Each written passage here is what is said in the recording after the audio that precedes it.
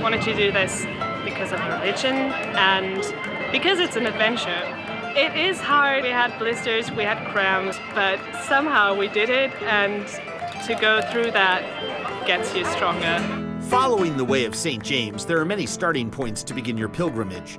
The destination, however, is always the same: the Grand Cathedral Santiago de Compostela. The northern route converges with the French route outside the town of Porto Marine to form the most trekked 100 kilometers of the Camino, just 60 miles east of Santiago.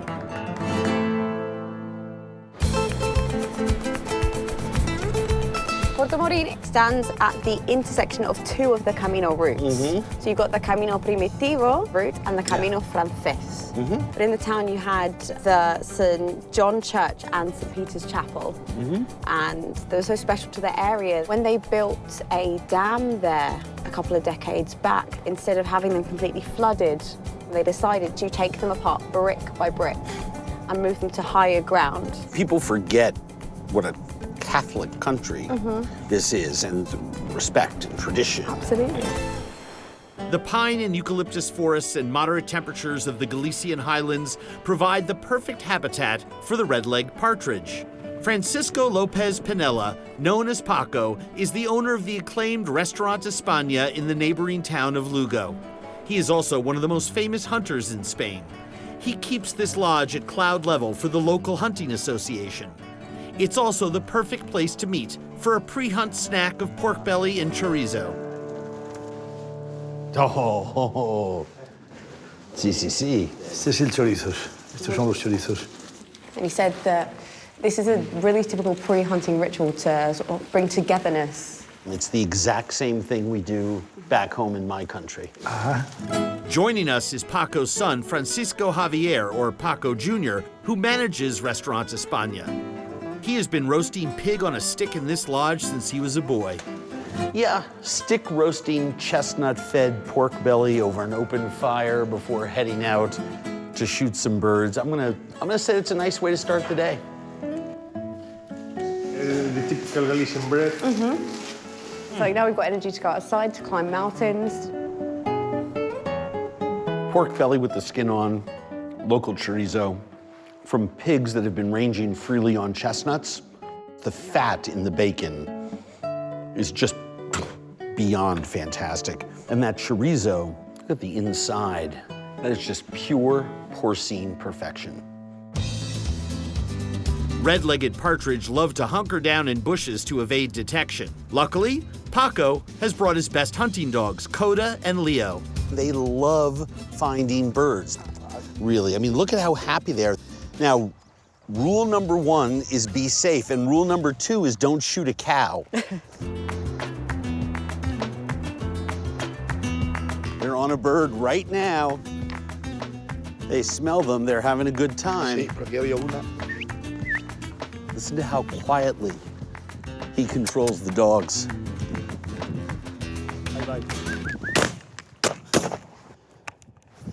Partridge are so fast.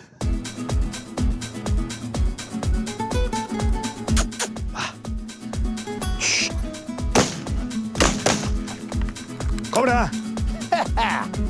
Sí, sí. Gracias. Ahí. Let go. Gracias. Beautiful. Oh, they smell something again. You can tell they get their shoulders down in the ground. In this higher brush, you're gonna see more birds. They love this habitat.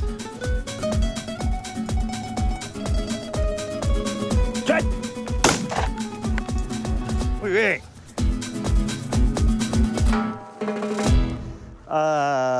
Right. Pregúntale si le gustan los perros. They're tired. Perros, sí. Sí. Bien. Excellent dogs. Excellent dogs. They'll sleep well tonight. Sí. With a squall coming and birds for the stew, the next stop on this pilgrimage will be the Lopez family farm. In the history of this journey, was there an exchange of information year to year for newcomers coming on the trail? The Camino is known for producing the world's first ever travel guide. In 1138 AD, as interest was building across Europe, the Catholic Church published a book that contained the miracles, the songs, and most importantly, where to stay and what to eat on the Way of St. James, called the Codex Calixtinus.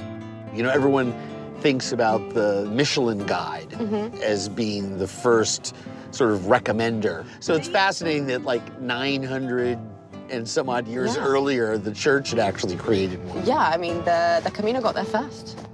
It's not uncommon to see Camino pilgrims walking by the Lopez family farm. If they were to offer some bread, the cows, a special strain known as buey, might even say hello. When you shout, you gotta shout "Toma" as you shout it. Toma? Toma. Toma! Toma! Oh yeah, here they come. Considered by many to be the best beef in Europe, these buey cows are known for their soft coats and intimidating horns. One over there weighs about 2,600 kilograms. It's 2.5 tons of beast. They're massive. Maybe just wave the bread at them so they know what they're Hola! getting. Un poco de pan. Fíjate, fijaros, tenemos mejor una barra grande. Qué bonito. Share the world with your animals.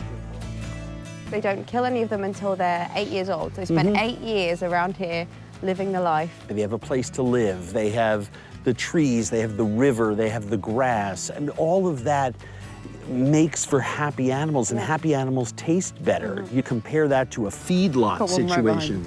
I have no more bread for you. Yeah, no, you can lick. That's chorizo on my fingers. Amazing. With its rolling hills and green pastures, the Galician countryside can uplift a pilgrim's spirits like no other remedy.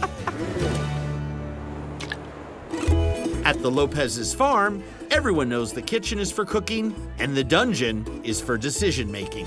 After a long walk on the Camino, you have your choice, the raw or the cooked.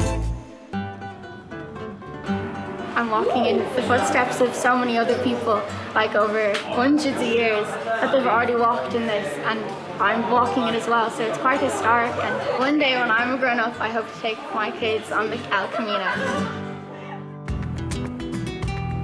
A few steps off the Camino between Puerto Marin and the town of Lugo sits the Lopez family farmhouse, dating back to 1756. Hector Lopez, the brother of Paco Jr. and the head chef at the family's restaurant España, is manning the wood-burning stove. So you're going to make a stew? Estofado? Estofado.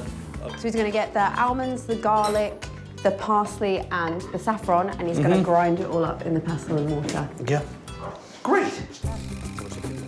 When not slinging logs into the fire or feeding bread to a cow, Hector's update on Galician cuisine earned Restaurant España a Best in Galicia award. So this is rosemary, wild sage, and lemon thyme that is growing on the estate. Lightly searing the vegetables, getting a medium sear on the poultry so it doesn't scorch the outside or get tough because those birds are so delicate. Homemade stock.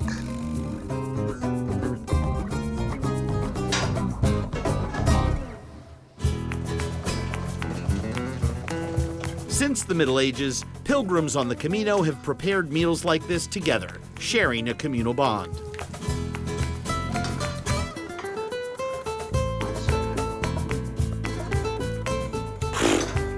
Game birds have such a mild but distinctly nutty flavor. It tastes like the rain and the wind and the smell of the road and the dirt. I mean, it tastes like it's from here. Yeah. It's been cooking for so long that it just literally falls apart. This family likes to eat birds that are very small and cows that are very large. You see, the beef is that's the dessert. And there's a whole other room to eat dessert in.